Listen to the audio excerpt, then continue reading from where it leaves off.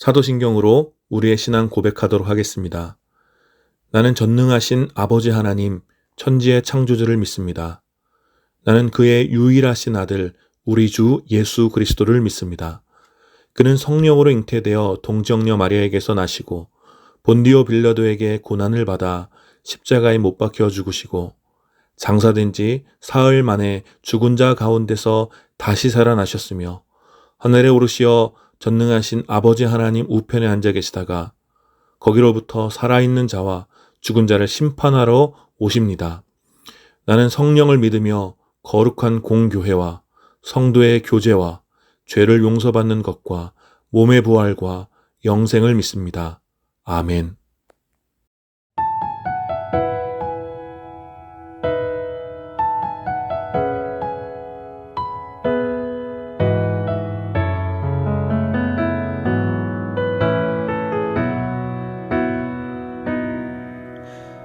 이 세상을 살아가는 동안에 나의 힘을 의지할 수 없으니 기도하고 낙심하지 말 것은 주께서 참 소망이 되심이라.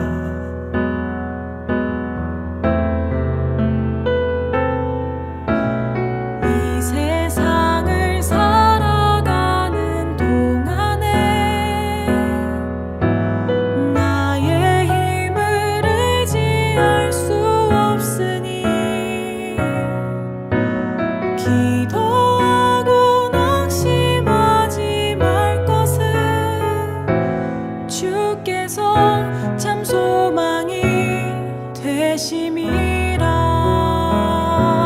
하나님의 꿈이 나의 비전이 되고 예수님의 성품이 나의 인격이 되고 성령님의 권능이 나의 능력이 되길 원하고 바라고 기도합니다.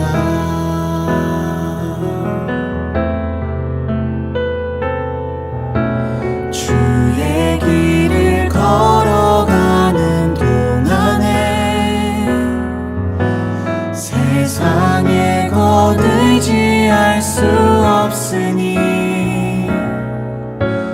감사하고 낙심하지 말 것은 주께서 참 기쁨이 되심이라. 하나님의 꿈이 나의 비전이 되고 예수님의 성품이 나의 인격이 되고 성령님의 권능이 나의 능력이 되길 원하고 바라고 기도합니다.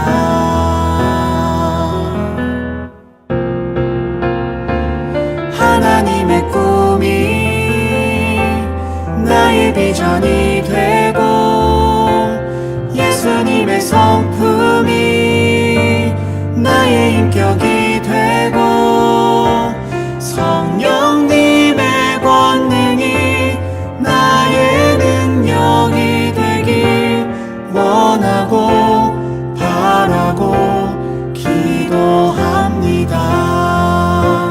원하고 바라고 기도합니다.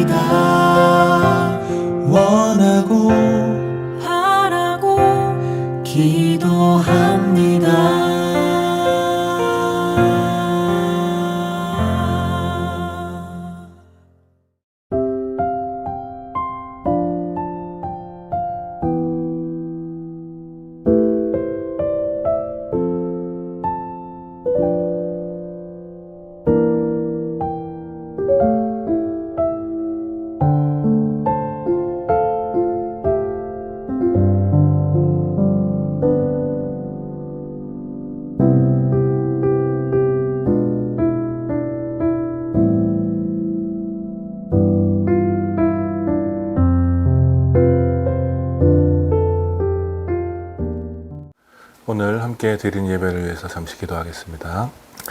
거룩하신 하나님, 은혜를 감사합니다. 주님께서 기뻐하시는 날 부족한 종들이 주님 앞에 나와 예배드립니다. 주님, 이 시간 우리 예배를 받아주시고 세상에 줄 수 없는 참된 위로와 평안으로 우리와 함께하여 주시옵소서. 예배 가운데 드려지는 모든 신앙의 고백과 찬양의 고백, 그리고 적은 예물로 드려지는 모든 삶의 고백을 주님 기쁘게 받아주시고 오직 하나님께만 영광을 돌리는 그런 예배 될 수 있도록 성령 하나님 이 시간 우리 가운데 교통하여 주시옵소서. 그래서 이 예배가 하나님께는 영광이 되고 우리에게는 기쁨이 되는 그런 복된 예배가 될 수 있도록 성령 하나님이 모든 시간 가운데 임재하여 주시옵소서. 감사드리며 우리 주 예수 그리스도의 이름으로 기도드립니다. 아멘. 오늘 함께 나눌 하나님 말씀은 사도행전 4장 36절부터 37절까지 말씀입니다. 사도행전 4장 36절 37절 제가 봉독하겠습니다. 키프로스 태생으로 레위 사람이요 사도들에게 바나바 곧 위로의 아들이라는 뜻의 별명을 받은 요셉이 자기가 가지고 있는 밭을 팔아서 그 돈을 가져다가 사도들의 발 앞에 놓았다. 아멘. 오늘 이 본문을 중심으로 사도행전 강의 27번째 시간 위로의 사람이라는 제목으로 여러분들과 함께 은혜 나누기 원합니다. 여러분은 누군가의 위로를 받아본 적이 있습니까? 이 위로를 받는다는 말, 이 위로를 받는다는 말의 전제는 위로를 받아야 할 만큼 힘든 시간을 겪어야 한다는 것이죠. 단지 힘들다라는 어떤 사치스러운 감정이 아니라 정말로 깊은 낙심과 또 사무치는 무력함이 삶을 주저앉히는 그 순간 진정한 위로가 필요한 것입니다. 그리고 그렇기 때문에 그러한 고통의 시간을 경험해 본 사람만이 고통받는 사람을 향한 진실한 위로를 할 수 있는 것이죠. 그런 면에서 저는 많은 이들에게 위로를 받아왔습니다.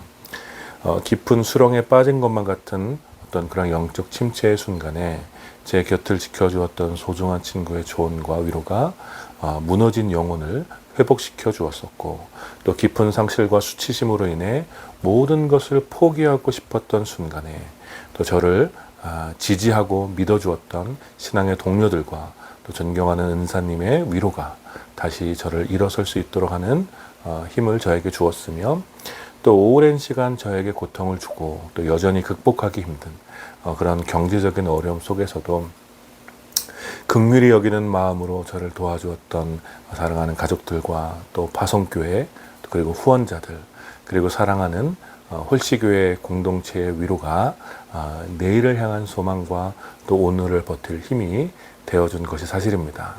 그리고 무엇보다 늘 어렵고 이런 힘든 상황 속에서도 한결같이 저를 믿고 또 웃어주며 때마다 위로와 격려를 아끼지 않는 사랑하는 제 아내와 또 도준이가 있었기 때문에 저의 고단한 삶 속에서도 깊은 평안을 누릴 수 있었습니다. 어떤 사람들은 이제 저를 보면서 굉장히 강한 사람이다, 건강한 사람이다 라고 생각할 수도 있지만, 사실 저는 사랑하는 이들의 진실한 위로 없이는 삶의 수많은 고비를 넘어올 수 없었던 연약한 사람이라는 것을 고백할 수밖에 없습니다. 그래서 저를 위로해 줄 수 있는 사람들이 제 곁에 있다라는 것이 제 삶에 얼마나 큰 감사인지 생각하면 할수록, 또 시간이 지나면 지날수록 그러한 감사를 깊이 느끼게 되는 것 같습니다. 여러분들은 좀 어떻습니까? 고통 없이 살아갈 수 있는 사람들이 없고 또 깊은 외로움과 고독한 순간을 경험하지 않는 사람은 없습니다. 그러니 위로가 필요하지 않는 사람은 없다라고 볼 수 있죠. 더욱이 이렇게 더욱 치열해지는 어떤 그런 경쟁과 또 무너져버린 인간성, 또 이기적인 관계들이 난무하는 오늘 우리들의 시대에 우리들은 그 어떤 시대보다 위로가 필요한 삶을 살아가고 있습니다. 다양하고 복잡한 위협이 호시탐탐 우리들의 삶을 노리고 있고, 제어되지 않는 시대의 욕망은 우리들의 정서를 변덕스럽게 흔들어 놓습니다. 그러니 오늘 우리 시대의 사람들은 수시로 두려움을 느끼고 자주 우울감에 사로잡히며 현실을 외면하고 싶은 그런 불안한 마음들이 우리의 삶을 사로잡고 있는 것이죠. 그래서 이 시대의 많은 사람들은 더더욱 위로를 받고 싶어 합니다. 물론 모두가 같은 방식의 위로를 원하는 것은 아니겠지만 그러한 어떤 위로를 통해 얻는 어떤 격려와 또 새로운 힘을 원하는 것이죠. 이러한 시대의 상황들이 저와 여러분들에게 주는 메시지는 간단합니다. 그것은 우리가 누군가에게 위로를 받았던 것처럼 또 우리가 그렇게 위로를 원하는 것처럼 우리 역시 누군가를 위한 위로의 사람이 되어야 한다라는 것입니다. 하나님께서 하나님의 백성을 세상 가운데 보내신 분명한 이유 중 하나는 이 슬픔이 가득한 세상에서 위로의 사람으로 살아가는 것이라 할 수 있습니다. 범죄한 이후에 타락한 세상에는 슬픔과 탄식이 가득합니다. 종일토록 수고해야 삶을 이어갈 수 있는 어떤 그런 고단함 때문에 그러하며 또 탐욕과 욕망에 사로잡혀 다양한 폭력 때문에 그러하고 또 무엇으로도 채울 수 없는 그런 공허한 마음 때문에 이 시대의 사람들은 위로가 필요한 것입니다.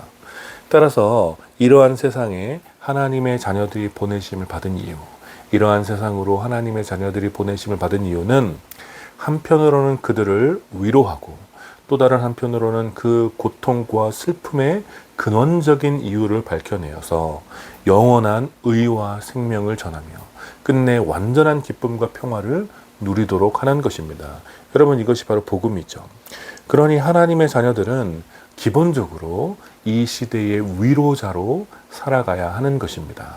그리고 오늘 우리가 함께 읽은 본문에서는 사도행전에 기록된 가장 유명한 위로의 사람 바나바가 등장합니다. 오늘 본문의 배경은 이렇죠.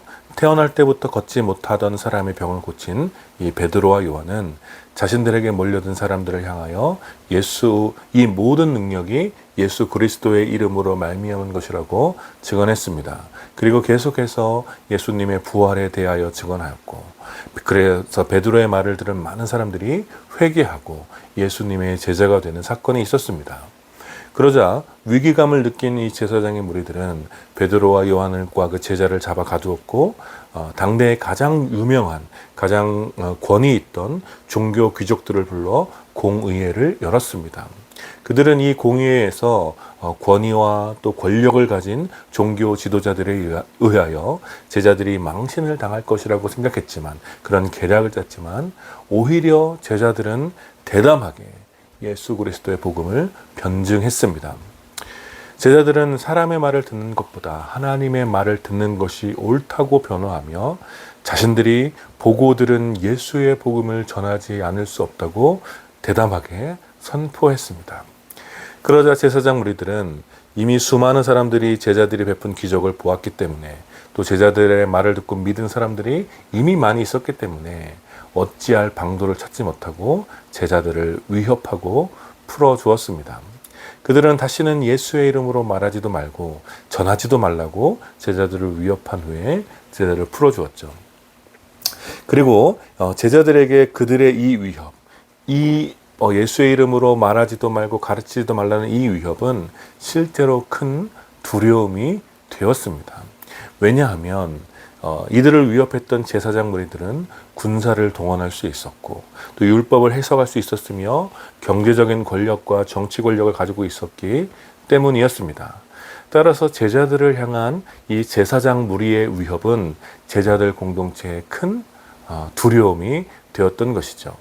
그래서 제자들은 그 살벌한 공의에서 승리하며 풀려났지만 그 승리에 도취되지 않았고 도리어 그들을 향한 그 위협으로 인하여 그 즉시 동료들과 함께 하나님 앞에 부르짖어 기도했습니다. 제자들은 천지를 다스리는 하나님께 부르짖어 기도하며 자신들의 위협을 내려보시고 담대하게 주님의 말씀을 전할 수 있도록 용기를 구하며 기도했습니다.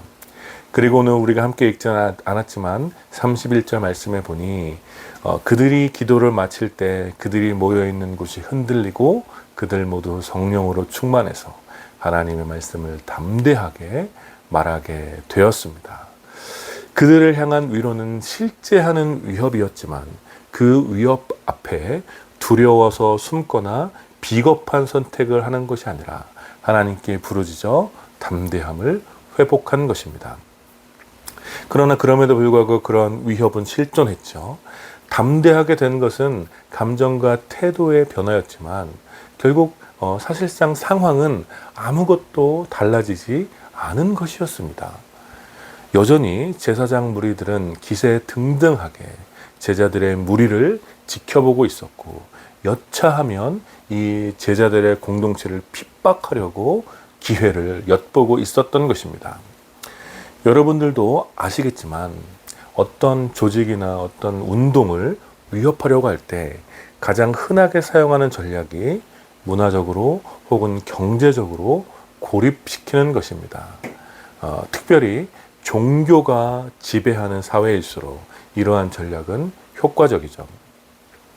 이 종교적 네트워크가 문화적으로 또 정치적으로 경제적인 이 네트워크를 완전히 장악하고 있기 때문에 종교적인 정죄는 곧 문화적으로 또 경제적인 어떤 고립됨을 함의하는 것입니다. 그래서 종교가 지배하는 사회에서 다른 종교로 개정하는 것 혹은 종교 기득권의 세력에 저항한다는 것은 곧 모든 사회적인 네트워크에서 고립되게 된다는 것을 뜻하는 거였어요. 따라서 제자들 당시 종교 권력을 움켜쥐고 있었던 제사장 무리의 위협을 받았던 그 예수의 제자들은 언제든지 자신들이 이제 모든 유대 사회적 네트워크에서 고립될 위협이 있었던 것이고 그로 인해서 경제적인 혼란을 겪게 될 가능성이 매우 크다고 판단했을 것입니다. 특별히 경제적 소외감을 경험하고 또 그로 인한 지독한 가난을 겪어본 사람들은 이러한 경제적인 고립이 얼마나 두려운 것인지 잘 알고 있었습니다. 그래서 예수의 제자들 역시 그러한 위협이 자연스럽게 두려움으로 다가왔던 것이죠. 비전과 성취감으로 마음이 뜨거울 때는 담대하게 주님의 말씀을 전할 수 있지만 먹을 것이 없고 지낼 곳이 없으며 입을 것이 없는 그 시간이 길어지면 길어질수록 점점 처음에 그 열정은 식어가게 되고 후회와 상실감이 커지게 되는 것입니다. 그러니 이 경제적인 고립의 문제는 이 초대교회의 시작에 있어서 매우 위협적이고 중요한 문제였다라는 것입니다. 그리고 오늘 우리가 함께 읽은 본문은 어떻게 이 문제를 극복했는지를 잘 보여주고 있습니다. 32절부터의 말씀을 제가 읽어보겠습니다. 많은 신도가 다 한 마음과 한 뜻이 되어서 아무도 자기 소유를 자기 것이라고 하지 않고 모든 것을 공동으로 사용하였다. 사도들은 큰 능력으로 주 예수의 부활을 증언하였고 사람들은 모두 큰 은혜를 받았다. 그들 가운데는 가난한 사람이 한 사람도 없었다. 땅이나 집을 가진 사람들은 그것을 팔아서 그 판 돈을 가져다가 사도들의 발 앞에 놓았고 사도들은 각 사람에게 필요에 따라 나누어 주었다. 여러분 사실 이 말씀은 사도행전 2장 우리가 살펴본 사도행전 2장에 나타난 공동체의 모습과 그 교회를 같이 하는 말씀이죠. 한 가지 차이점은 사도행전 2장과의 차이점은 지금 오늘 우리가 함께 읽은 이 본문에 기록된 이 말씀은 이제 곧 제자들에게 다가올 핍박과 위협 앞에서 보여준 제자들의 행동이라는 것이죠. 2장에서는 아직 특별한 위협과 핍박이 없었지만 이제 4장 실제로 제자들은 위협을 예고받았고 경제적으로 고립될 가능성이 매우 큰 그 상황 앞에서 지금 제자들은 이러한 행동을 했다라는 것입니다. 제자들은 공동체를 향한 위협 앞에서 한 마음과 한 뜻이 되었습니다. 그리고 그렇게 한 마음과 한 뜻으로 행한 것이 아무도 자기 소유를 자기 것이라고 하지 않고 모든 것을 공동으로 사용했다라는 거예요. 여러분 이러한 행동, 제자들이 보여준 이런 행동은 곧 닥치게 될 경제적 고립으로부터 공동체가 어떻게 극복할 수 있는지를 보여준 위대한 선택이었습니다. 제자들은 자기 소유 중에 일부를 들여 공동체를 돕는 방법을 택한 것이 아니라 자기 소유 자체, 자신의 그 소유 전체를 자기의 소유라고 주장하지 않은 것입니다. 그래서 자신의 모든 소유를 사도들 앞에 내어주므로 공동체의 필요에 따라 사용하도록 기꺼이 헌신했다라는 거예요. 여러분, 제자들의 이러한 선택은 진정한 연대와 참된 공동체가 무엇인지를 매우 강력하게 보여주는 사건이라고 할 수 있습니다. 그리고 당시의 시대적이고 또 상황적인 맥락에서 이러한 선택이 던지는 메시지는 매우 선명합니다. 이런 것들이죠. 너의 고통은 너만의 것이 아니다. 우리 모두의 것이다. 우리는 개별적인 존재가 아니라 우리 모두는 한 몸이며 모든 것을 함께 나누는 진정한 공동체다. 너가 먹을 빵이 없으면 나의 빵을 같이 먹으면 된다. 내 빵이 곧 너의 빵이다. 너가 입을 것이 없으면 나의 옷을 같이 입으면 된다. 나의 옷이 곧 너의 옷이다. 너가 잘 곳이 없으면 이 집에서 같이 자면 된다. 나의 집이 곧 너의 집이다. 내가 너와 함께 한 예수 그리스도를 섬기는 것처럼 너의 수치를 곧 나의 수치로 여기고 너의 슬픔을 곧 나의 슬픔으로 여길 것이다. 여러분, 바로 이것이 자기 소유를 자신의 것으로 주장하지 않고 모든 소유를 팔아 공동체에 드린 제자들의 정신이었으며 이것은 명백하게 성령의 권능이었습니다. 그래서 34절의 말씀처럼 제자들 가운데는 놀라운 기적이 나타나는데 그것은 가난한 사람이 한 사람도 없었다라는 거예요. 여기서 이 말씀에서 간단히 두 가지를 생각해 봐야 하는데, 첫 번째는 모두가 부자가 되었다라는 것이 아니라 가난한 사람이 한 사람도 없었다라는 사실이고, 또 다른 한 가지는 단지 경제적인 가난뿐만 아니라 모든 전인적인 가난함도 없었다라는 사실입니다. 여러분, 분명한 것은 제자들은 부자가 되기 위해서 모인 공동체가 아니었다라는 사실이에요. 이것은 제자들에게 있어서 경제적인 부요함보다 더 큰 가치가 제자들을 사로잡았다라는 뜻이며, 돈을 포기한 것보다 더 큰 기쁨이 이 공동체에 있었다라는 사실을 보여줍니다. 그리고 이어서 제자들은 그러한 경제적인 가난에서 벗어날 뿐만 아니라 정서적인 가난함, 이 감정적인 가난함, 그리고 관계적인 가난함에서도 벗어날 수 있었다는 것을 알 수 있습니다. 여러분, 우리는 초대교회의 많은 제자들이 당시 주류 사회에서 차별받고 소외받았던 약자들이었음을 잘 알고 있습니다. 그들의 삶은 경제적인 가난뿐만 아니라 정서적인 가난과 관계적인 가난함으로 학대받고 고통을 당하고 있었다는 거예요. 그런데 이제 이 새로운 공동체 안에서 그 모든 가난에서 진정으로 벗어나게 되었다라는 것입니다. 그리고 이러한 모습을 가장 대표적으로 보여주었던 사람이 오늘 우리가 함께 읽은 본문에 등장하는 바나바라고 불리우는 요셉입니다. 이 요셉의 별명, 이 바나바라는 이름은 아람어로 위로의 아들 혹은 격려의 아들이라는 뜻입니다. 앞으로 몇 번 살펴보겠지만 바나바는 사도행전에서 매우 중요한 연결을 해주는 다리와 같은 사람입니다.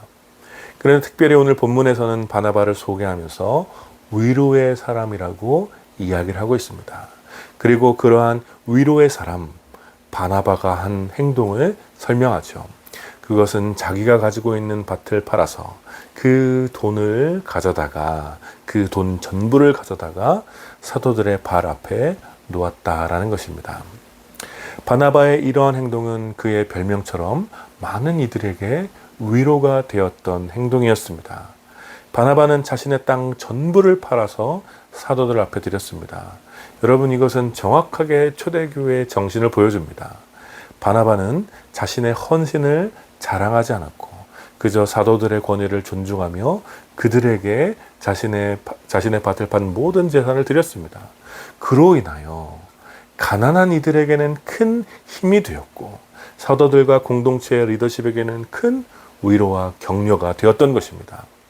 이제 곧 다가올 이 공동체에게 다가올 경제적인 위협 앞에서 바나바가 보여준 헌신은 그저 말뿐인 위로가 아닌 실제적인 위로였고, 공동체 전체가 가난 앞에서도 곧 닥쳐올 경제적인 위협 앞에서도 포기하지 않고 전진할 수 있도록 하는 격려가 되었던 것입니다.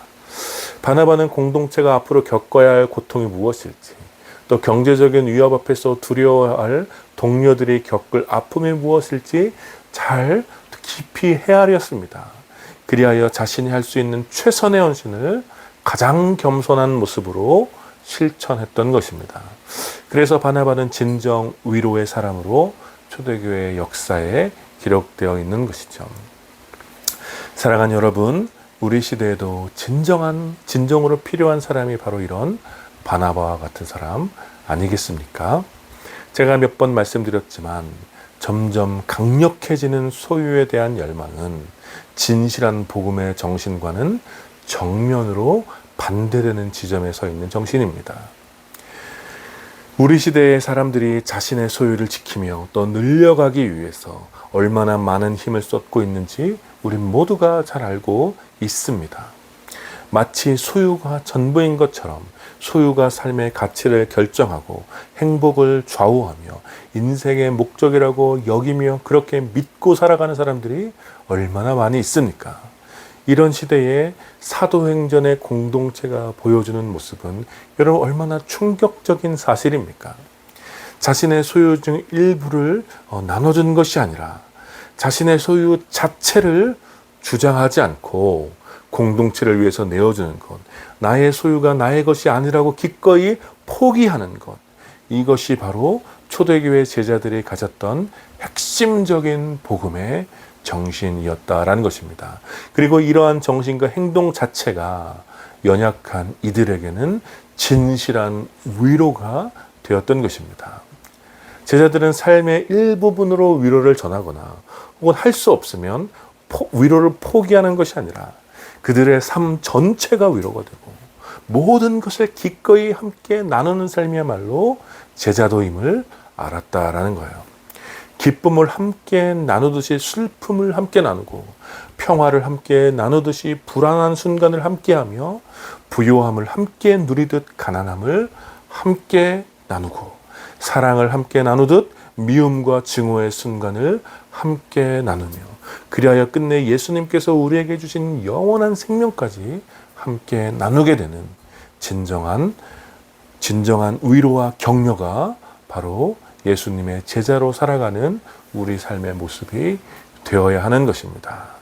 그러므로 사랑하는 여러분, 우리 함께 이 시대의 위로의 사람으로 세워져 가게 되기를 소망합니다. 우리 시대의 바나바, 바로 저와 여러분이 되어야 하는 것입니다. 경제적인 가난함으로 낙심 가운데 있는 이들을 위하여 여러분의 빵을 나누어 주는 제자가 되어 주십시오. 정서적인 가난으로 외로움 가운데 있는 이들을 위하여 여러분의 평화를 나누어 주는 제자가 되어 주십시오. 관계적인 가난으로 미움을 받고 있는 이들을 위하여 여러분의 사랑을 나누어 주는 제자가 되어 주십시오. 또 비전과 삶의 목표에 대한 가난으로 두려워하고 있는 이들을 위하여 여러분의 그 영원한 소망을 나누어 주는 제자가 되어 주시기를 축복합니다. 그리하여 그 모든 생명의 빈약함으로 사망의 골짜기를 걷고 있는 고통받는 이웃들에게 여러분의 생명의 풍성함을 나누어 주는 이 시대의 위로의 사람으로 세워지게 되기를 마음을 다해 축원합니다. 우리 함께 말씀을 기억하시면서 기도합시다. 그렇죠. 여전히 우리 역시 위로와 격려가 필요한 연약한 자들이지만 우리의 영원한 위로자 되시는 성령 하나님을 의지하여서 이제 우리가 누군가에게 또 이 시대에 위로의 사람이 될 수 있도록 은혜를 구하며 함께 기도하면 좋을 것 같고요. 이번 한 주간 여러분이 속한 모든 조직에서 다양한 가난함으로 낙심하고 있는 여러분의 이웃들에게 진실한 위로를 건넬 수 있게 되기를, 그러한 위로자로 살아갈 수 있게 되기를 지혜를 구하며 우리 함께 말씀을 기억하면서 함께 기도합시다. 같이 기도하겠습니다. 거룩하신 하나님 감사합니다. 오늘도 귀한 말씀을 함께 나눌 수 있도록 도와주셔서 감사하고 우리가 어떻게 위로의 사람으로 세워져야 하는지 또 생각하고 깨닫게 하여 주셔서 감사합니다. 우리가 저 비참한 처지에 있을 때 예수 그리스도께서 우리를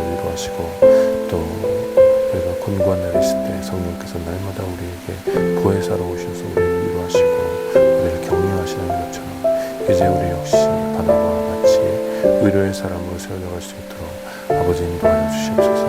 특별히 경제적으로 또 다양한 모습으로 다양한 영역에서 가난한 이롭고 이들을 위하여 우리가 가진 생명의 풍요를 나누어 수 있는 하나님 아버지 진정한 위로의 사람이 될 수 있도록 아버지 인도하시고 단지 말뿐인으로가 아니라 우리의 삶 전체가 하나님의 행복을 할 수 있도록 주님 우리를 사용하여 주시고 우리에게 그런 긍휼히 여기는 마음을 허락하여 주시옵소서. 그래야해서 우리의 모습을 통해서 예수 그리스도의 그 형상이 드러나게 해주시고 구원의 성령의 따뜻한 그 사랑이 드러날 수 있도록 주님 우리를 사용하여 주시옵소서.